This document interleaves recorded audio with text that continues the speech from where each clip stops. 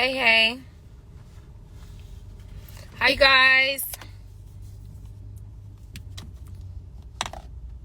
So I've been doing a lot of research about this whole 60%, and I just wanted to dive a little bit deeper into the study that I was citing. It's by this research group named McKinley, and basically what they did was they took a sample of 2,500 nurses, and they pretty much did this in February of 2021, and they also did it in November of 2021. And they found was that it was about 20% in February of 2021 of nurses reporting they were going to leave the bedside, about 30% in November, and now the study was recently done again, and it's at over 60%.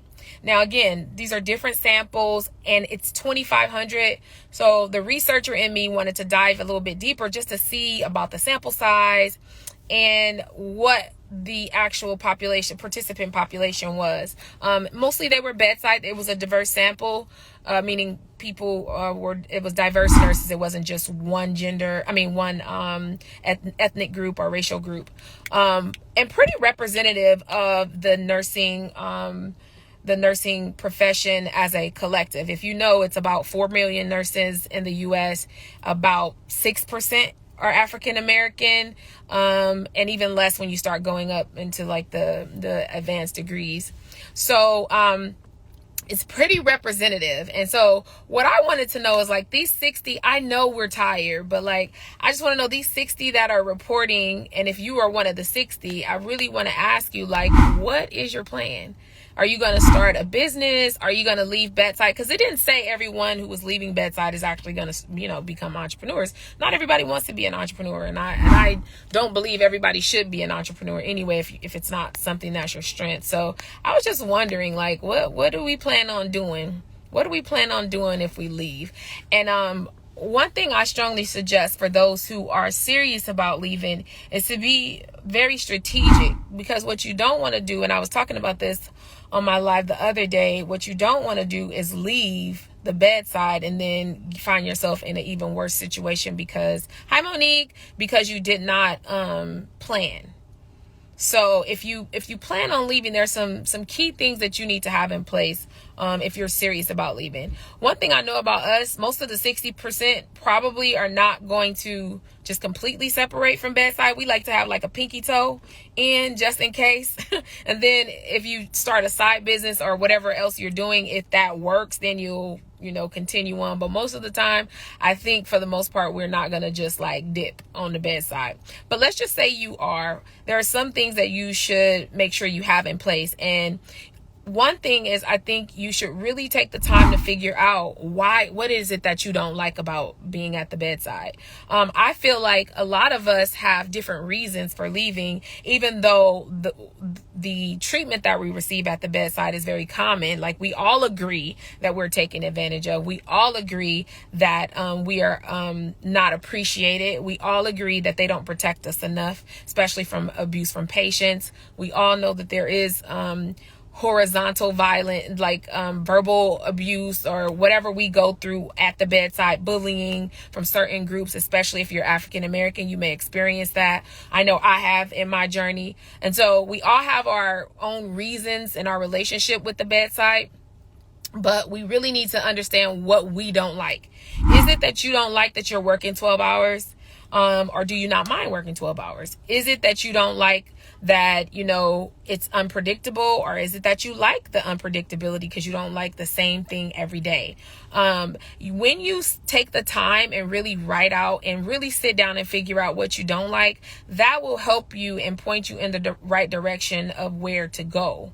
Right? Because if the other jobs you're considering, or even businesses that you're considering, has those same characteristics, then you're jumping out the frying pan into the fire. Versus if it's different, like if you're a type of person, you don't like micromanaging, maybe you want to be at home, maybe you want to work from home, you have kids, you want to take them to school. What are your reasons, so that when you are in search of a job, if you're not looking to be an entrepreneur, then you can spend that time really finding out which job is going to give me the life that I want.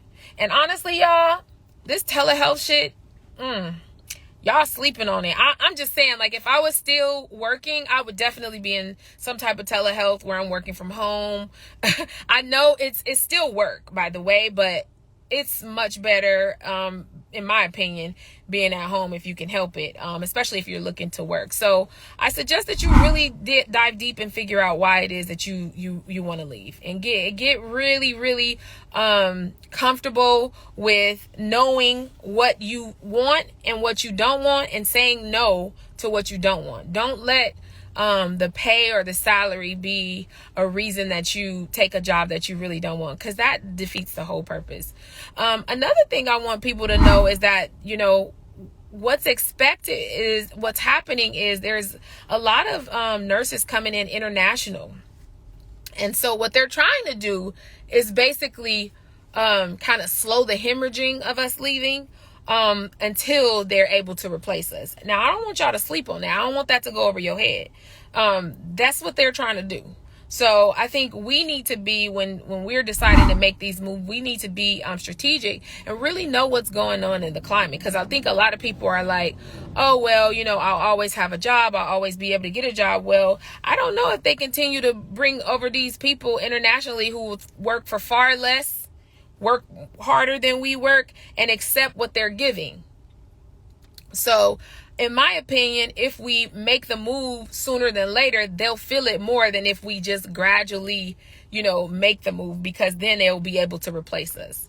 I'm tired of having to ask for a day off. I just want my own time. Okay, so that's a perfect example of like knowing that if this job does not meet the needs that you have for your family life, and you're no longer willing to compromise that, those are the type of questions that you're going to ask from your job or look for in the job description of what's expected of you, right? And I feel you on that, Dr. Floyd, because I started feeling like having to ask if my kid, if my kid was sick or if I wasn't feeling well.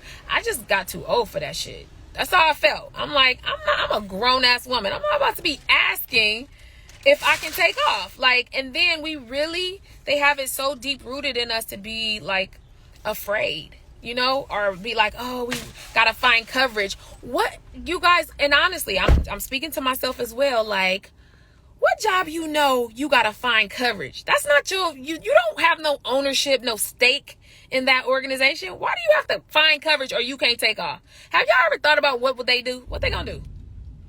I mean, as I got older in the profession, I started to be like, this is it. I'm taking off. And especially when I started to get in a leadership role like house soup, and people will call in, I'm questioning them. I'm like, all right, shit, we got to figure it out. The hospital got to figure it out. That's it. But because of the way they have trained us as nurses, from us not leaving until our relief is there, even though we're off, like making us have to stay. And that's become socially acceptable in our profession, you guys. And I really feel like it's because it's a woman-dominated profession. Just think about it, you guys. Think about it. Like, I've thought about this a lot. It's a woman-dominated profession. So it's kind of treated like a maternal and paternal relationship, right? The men, and not all men are doctors, we know that, but I'm just generally speaking. The men, this profession is dominated by men, the medicine profession. Then the nursing profession is dominated by women. And we are the ones that have to take so much and endure so much. And it is okay for us to be treated all kind of ways. And it's okay because we're the nurse, right? It's just kind of like our role as women in a lot of cases. Like, we endure so much as women in our family. We don't take care of ourselves. We do that same shit as nurses. We don't use the bathroom. We scarf down our meals. Can't drink water at the nursing station. Like, I just want y'all to think about that. I'm going off on a tangent, but this is something that I've been thinking about, and it's been okay. So until we decide to show up and start saying, like, this is not okay, sooner than later, by the way, are we going to actually see a change? So Nurse to Last Mile says, I'm tired of being short-staffed with no initiative to hire any relief, but put in unsafe situations, lack of advocacy for nurses. Exactly. And you guys, it's so funny because I thought as I was, going up the ladder as far as like leadership, I thought that I was going to make it to like a CNO or assistant CNO role. because I was so ambitious and I just had so many ideas how we could improve the organization. But you know what I realized when I got in there and sat at them tables? They had no intention on changing shit, because it's a business. So, here I am thinking like, okay, this is, trying to come up with ways where we can. They don't care about that, y'all. I'm sorry to tell you. They don't. And honestly, it started getting real depressing for me because of the passionate person that I am. And I really stand on what I believe. Y'all, I'm from the hood, so we 10 toes down, right? If we believe in something, we passionate about it, all you got is your bond. You're going to stick to that, right? Well, let me tell you. I want y'all to know they don't give a damn about you. They don't. They play on our emotions. They play on our love for our patients and our duty for our role as nurses. That's what they do. They don't care that you listen. The managers, don't get me wrong, like, assistant managers, some of them haven't sipped the Kool-Aid, okay? And they will be fighting for you. But a lot of them sip the Kool-Aid because they are put in a position where they don't have no choice. And see, a person like me, I'm not sipping nobody's damn Kool-Aid that I don't want. I'll leave before I do that. So I'm saying that to say, y'all be surprised the conversations that happens in those boardrooms. Y'all be surprised. It turned me literally off from the whole profession, my experience. As far as leadership's role, I was like, they never gonna stop this shit. This is by design. This is not an accident where we like, oh, we don't such and such quit. No. They can hire somebody. They don't want to, because all of them getting huge ass bonuses. I'm sorry, I'm just spilling the tea. Anyway, let me see. 30 minutes for a 12-hour shift. Exactly. Now and I'm going to say you do have some organizations that are better than others. My last one where I was at for 7 years as per diem is way better. Like, it's almost like the top hospital in Southern California. We used to get an hour lunch, 2 15-minute breaks. They really did. They had a strong union though. But a lot of these, y'all, they don't give a flying about us. They will let us work. And then when you see the shit, here's the thing. You see a lot of people, well, not a lot, but you may know some nurses that you've worked with. They get sick. And what happened? Do y'all know the way they treat them? Have y'all seen that? Anybody have seen that? Give me some hearts. If you have seen somebody, one of your colleagues get sick, and then y'all have to donate PTO, or like they do something with their insurance, or it's horrible, y'all. It's not a fair exchange. It's not a fair exchange, y'all. For real. Okay, I'm 18, queen with 3K saved. What should I do with it? Or should I can't tell you that. Better grind for some. I can't tell you that. I don't know what to tell you with that. I'm not going to tell you not to go to college. It's totally up to you. But yeah, I won't tell you against college, because I'm not against college. So true. No change. They want it that way. Yeah, they don't it's by design, y'all. I want y'all to know it's by design. And all I kept thinking when I would see these situations over and over again is I will be next, because they working me like a dog. So it's only a matter of time before I hurt my back or I injure something, and then I'm fighting with them. I'm not doing it. I'd rather fight and work for myself than fight for these corporations. Hi, Torsha. Corporate is corporate. It's about the company first. Yes, it is. And that's the thing too. Like, we have to start calling it what it is. I think that'll make us be more prepared and equipped to handle it too. That's another thing. We as nurses literally sit up and complain and kind of bond over our traumas, but we don't take action, y'all. We don't. And that's something that we got to do better at. We don't take action. Everybody is still, not everybody, I'm generalizing, but a lot of nurses are really afraid to take some change, but make a change. But the reality is nothing's going to happen if we don't. We're going to get more of the same. And I know we all felt it when the pandemic first hit. We all felt it. It was like, shit, we in it. We really, I remember feeling like, this is what I signed up for. I didn't think twice. Like, I'm here to serve. But like the minute, and this was the organization that I said was a good organization, the minute the masks start going low, we was the first, because I was on the resource team, which is like per diem or PRN, you guys may call it. And we was the first to screen all of the employees in that healthcare system. And it was crazy because it went from them treating us like so good, we could wear the N95 mask, to them saying they're short, we couldn't wear them. But yet the ID doctors, they would come in like, why are you guys not wearing N95? And they're like, oh, we're not listening to the World Health Organization, we're listening to the CDC. And then they just start treating us like shit. And that quick. And that's when I was like, okay, it's time for me to go. But it really made me realize, like, they don't give a damn about me. They don't give a damn about me. And so I'm going to be intentional with what I'm doing and plan my exit strategy. And that's exactly what I did. You're right. Corporate for me was depressing. Yeah.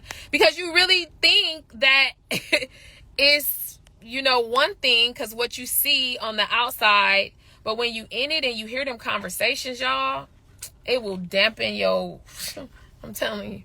That's why so many places have a high turnover rate, because some going to think they can make changes and nothing is true. And I was one of them. I sweet face. I really thought I'm gonna come in here, I'm gonna show up, I'm gonna do this. Girl, I was depressed, therapist and all. By the time I left there, I was like, I can't do this. These people, this is the system. It's way bigger than me, and they're not changing. So if you want to see change, you want to do it from within, but sometimes by the time you get up there, you be done lost yourself in the process, and it's just not worth it. Dottie Jean says, I came from business world into nursing to have a more purposeful career. Damn. Yeah, it's been a bad experience. Yeah, definitely intentional. Exactly. I know nurses that were fired right before retirement. See? Just think about why. That is crazy. They're starting to treat travelers like slaves, no time off. Yeah. Oh, and I even heard, like, now some of these larger organizations that's hiring travelers, they want them to have a work history. Like, they want to see if they, like, it's almost like a stigma now to be a traveler. It's crazy. They want to know how long you've been traveling. You have to give them a some kind of sign, something from your previous employer. Y'all, I'm telling you, it's like we can't win. Do you recommend advanced degrees if I want to leave the bedside? Or is success still possible with a BSN? So I'm going to tell you like this. I got two things for you, Brianni. Two things I want you to know. Success is determined by you, not by no degrees. I'm going to tell you that. And I have my PhD, okay? I'm going to tell you that it's not the degrees. There are people out here far less educated, making way more money than we make. As nurses, what we tend to do is go that route of like getting our MP or, you know, going to get our master's in something, like whatever.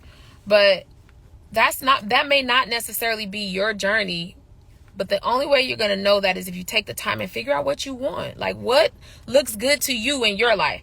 For me, I'm going to give you an example, Brianni. For me, what looks good for me in my life is being able to get up and go with my family, being able to pay for my mom to work on my team and her not having to work, not having to be stuck to any place, any location as far as like a job type of thing. That's I don't want that.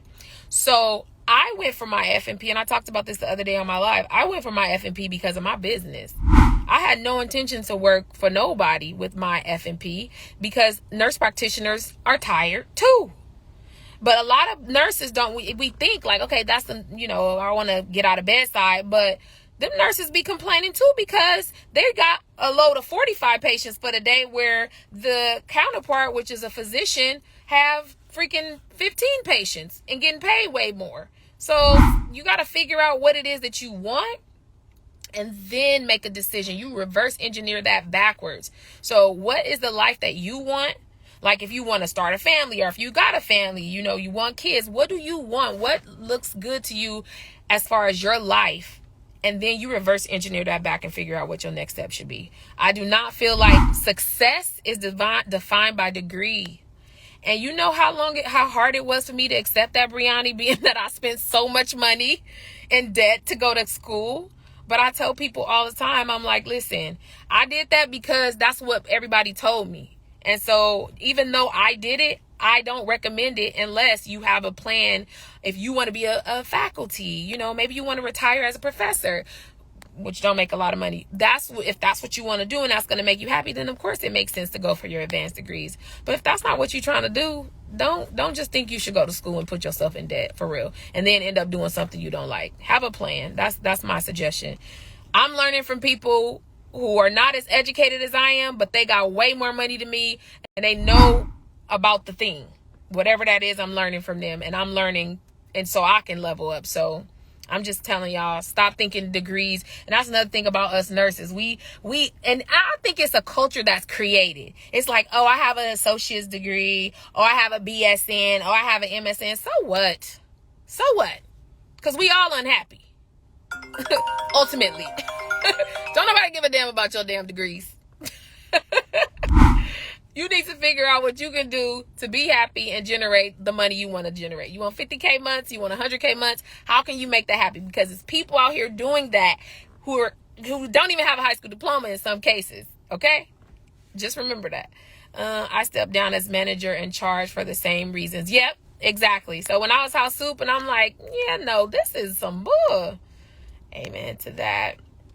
I'm definitely figured out, just afraid to take the leap. Thank you. Well, I want to tell you, Brianni, fear is real, but fear will never leave you. It's something that's going to be present. You have to learn to leverage that as you grow. Okay? Fear don't leave. I'm always fearful. Every time I go embark on a new adventure, I'm fearful. But that don't stop me. This is life. You stay. Anytime you are not fearful, that means you're comfortable. And if you're comfortable, that means you're not growing. And if you're not growing, that means you're going to be right in the same situation next year. That's just the way it goes. Beach Sun said alphabet soup. Exactly. MSN, A, B, C, D, E, F, G. I don't know. I don't care. All right. Nurse 2, last mile says facts. Exactly. What would you recommend I do with the LVN license? So, I'm going to tell you, LVNs, I don't target you guys just because I'm an RN and I don't want to be misinforming you. But I can tell you, I know a lot of LVNs that are out here starting businesses. And I know non-nurses who own businesses, like legit. She might be on here. She is she owns multiple CNA schools, and she has a healthcare background, but she's not a nurse, and she killing it. But the problem with nurses is like we can't see like how you able to do it because they decided. And so as an LVN, BSN, whatever, and you can do whatever you want to do. Take the time and research your shit and get out there and do it. For real. And if you can't do it with your credentials or your license, go collaborate with somebody who you need to bring on your team so y'all can make it happen. That's it. And I can't talk, I don't be wanting to talk about that too much, only because you have to be one of those people who are just like a go-getter. But I will tell you, nobody should be able to tell you what you can't do.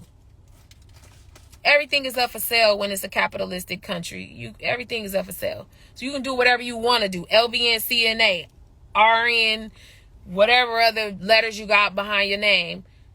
Decide. And then show up and take the steps and be accountable for your shit. That's it. That's my best advice, you guys. I wish I could get you guys to see the when you taking these steps, you pivot.